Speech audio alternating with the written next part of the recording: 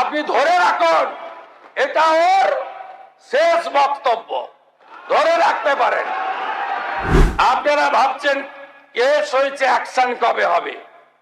যারা ওকে ডেকেছিল ওই সভাতে তাদেরকে আগে তুলব, তারপরে আপনার কাছে যাব। এক সপ্তাহ পরে মুর্শিদাবাদে যাচ্ছি, আমি প্রমাণ করে দেব ভারতবর্ষের সংবিধান আইন শেষ কথা বলে, কোন বাপের আবাদ শেষ কথা বলে না। নওদা বিধানসভার বিধায়ক মাননীয় হুমায়ুন কবিরের দুটি জায়গায় অত্যন্ত আপত্তিজনক সাম্প্রদায়িক এবং সমাজ এবং রাজ্যের পক্ষে ক্ষতিকারক বক্তব্যের উপরে আমার সঙ্গে পরিষদীয় মন্ত্রী ডক্টর শঙ্কর ঘোষ যোগাযোগ করেছিলেন।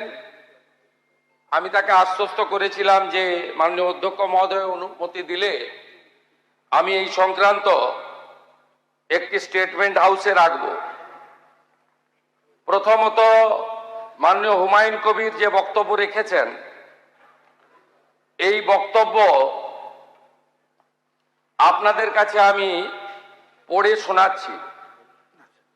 26/6/2026 afternoon, Humayun Kabir MLA Nowda AC, তিনি একটি উনার পার্টির মিটিং কাশীপুরে রেজিনগরে করেছেন।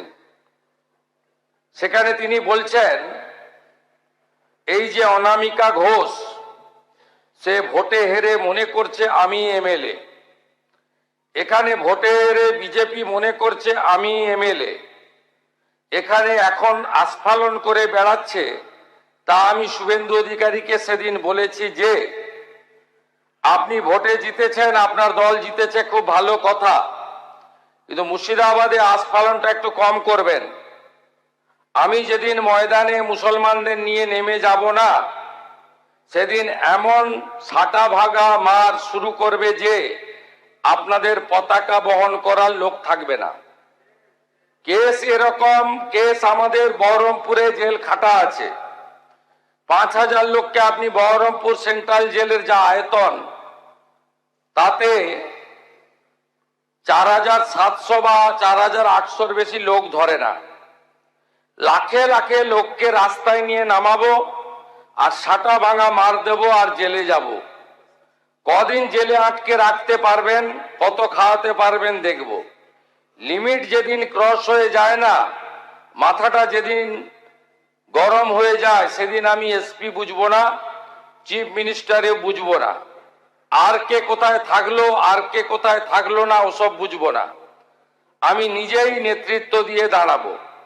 এটা একটা ইনসিডেন্ট 1। ইনসিডেন্ট 2, শক্তিপুরে দুয়ারা ঘাটে 8 তারিখে, সেখানে উনি বলছেন ভোটের আগের দিন আমার নিজের ভাইপোকে অ্যারেস্ট করেছে এই ওসি। এই আমি তো ভাষা বলতে পারবো না, এই বাচ্চাকে আগে দেখব, তারপরে ভাষাটা আমি অমিট করছি। এই বাচ্চাকে এমন শিক্ষা দেব, এর বাবা 14 গোষ্ঠীর নাম ভুলিয়ে দেব। এ লালগোলাতে 500 মুসলমানের লাইফ শেষ করে দিয়ে এসেছে। সত্যভাবে বলবো, এই ওসিকে এখান থেকে সরানো শুধু না, একেবারে অকেজো পোস্টিং দিতে হবে। যদি না দেয় 10,000 লোক নিয়ে থানা ঘিরে একে কলার ধরে থানা থেকে বার করব, পারলে আমাকে রুখে নেবেন। এই দুটো ইনসিডেন্টের পরে আমার মনে হয়েছে যে এনাফি জানাব, সময় এসেছে এই ধরনের লোককে সবক শেখানোর। আপনাকে আমি পরিষ্কার বলছি, মমতা ব্যানার্জি মুখ্যমন্ত্রী নন। আপনি দুর্বল মুখ্যমন্ত্রী পেয়ে যা খুশি করেছেন, যা খুশি বলেছেন। আমি আপনাকে বলে গেলাম, আমরা দুটো এফআইআর স্টার্ট করেছি। Rejinagar PS case number 219-226, dated 26/6/2026 under section 152, 192, 196, 197, 224, 299, 351 within bracket 2, 352, 353 of the ভারতীয় ন্যায় সংহিতা। ইনসিডেন্ট নাম্বার 2 তেও আমরা শক্তিপুর পিএসএ 176/226 আরেকটা কেস ইস্যু করেছি। সেই কেসেও আমরা ভারতীয় ন্যায় সংহিতার সমস্ত সেকশন লাগিয়েছি এবং আমি আপনাদেরকে অ্যাসিওর করছি এত বড় ক্ষমতা আপনাকে কেউ দেয়নি। আপনি মুখে যেগুলো বলেছেন, আপনাকে আমি বলে গেলাম, আপনি কেন করছেন আমি জানি, আপনি কেন করছেন রাজনৈতিক কারণটা আমি জানি। আপনার এজেন্ডা 2 ছিল। 1 এজেন্ডা ভরতপুর, রেজিনগর, নওদায় সব নির্বাচিত পঞ্চায়েত যে দলেরই হোক ভেঙে আপনার পার্টিতে নিয়ে যাওয়া। আপনি সেটা করতে পারছেন না। আর দ্বিতীয় হচ্ছে আপনি 2টো সিটে জিতেছেন, নিয়ম মেনে একটাই রিজাইন করেছেন রেজিনগর। আগামী 2-3 মাসের মধ্যে উপনির্বাচন হবে, আপনি আপনার ছেলেকে জেতাতে চাইছেন। 72% মুসলিম আছে, মুসলিম ভোটকে কনসলিডেট করার জন্য আপনি এই খেলাটা খেলছেন। আপনি কান খুলে শুনে রাখুন, আপনাকে এইভাবে ধমক হুমকি বেপরোয়া লাগাম ছাড়া কথা বলতে দেব না, দেব না, দেব না। আপনাকে আমি শুধু 3টে উদাহরণ দিলাম। সন্দেশখালীতে একজন ছিল,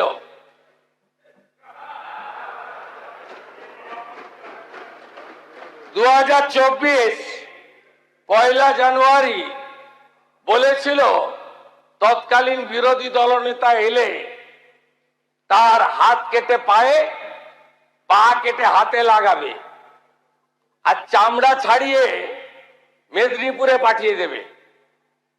ওর অবস্থা কি হয়েছে সবাই দেখেছে। একই টোন ছিল। আরেকটা জীবনতলার গুন্ডা ক্যানিং ভারত, ওর অবস্থাও কি হয়েছে দেখতে পাচ্ছে সবাই। আরেকটা পুষ্পা ঝুঁকে গেনি, এমন ঝোঁকা ঝুঁকেছে খালি পায়ে, ছোট প্যান্ট পরে, কান ধরে উঠবস করতে করতে যাচ্ছে। আপনাকে আমি বলে গেলাম পুলিশ তার ব্যবস্থা নেবে। আর আমি 1 সপ্তাহ পরে মুর্শিদাবাদে যাচ্ছি। আমি প্রমাণ করে দেব ভারতবর্ষের সংবিধান, আইন শেষ কথা বলে, কোন বাপের আবাদ শেষ কথা বলে না। আপনাকে সংযত হওয়ার, সতর্ক হওয়ার, এই ধরনের কথা প্রত্যাহার করার এবং ভবিষ্যতে এই ধরনের কথা বলার আগে 25 বার ভাবার হুঁশিয়ারি দিয়ে আমি সবাইকে আশ্বস্ত করছি। আপনারা ভাবছেন কেস হয়েছে, অ্যাকশন কবে হবে? যারা ওকে ডেকেছিল এই সভাতে তাদেরকে আগে তুলব, তারপরে আপনার কাছে যাব। যা করার করব, আমি আশ্বস্ত করছি আপনাদের। আপনি ধরে রাখুন, এটা ওর শেষ বক্তব্য, ধরে রাখতে পারেন। এ সরকার আইনের শাসন প্রতিষ্ঠা করবে, গুন্ডাদের শাসন সমাপ্ত করবে। নিশ্চিন্ত থাকুন। সবাই ভালো থাকবেন। ধন্যবাদ। আমাদের ভিডিও ভালো লাগলে লাইক এবং শেয়ার করুন। কমেন্ট সেকশনে গিয়ে জানান আপনাদের মতামত। আরও ভিডিও পেতে আমাদের চ্যানেল সাবস্ক্রাইব করুন এবং প্রতি মুহূর্তে খবরের আপডেট পেতে প্রেস করুন বেল আইকন।